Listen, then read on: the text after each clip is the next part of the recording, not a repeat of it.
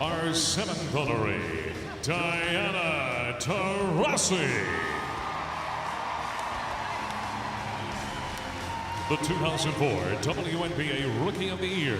Diana is a two-time WNBA champion with the Phoenix Mercury. The five-time All-Star and two-time gold medalist, was both the regular season and finals MVP in 2009.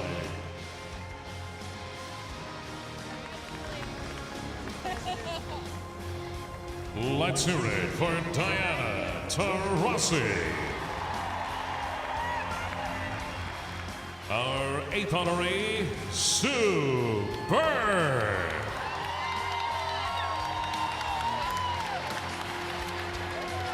A seven-time All-Star, she spent her entire career with the Seattle Storm.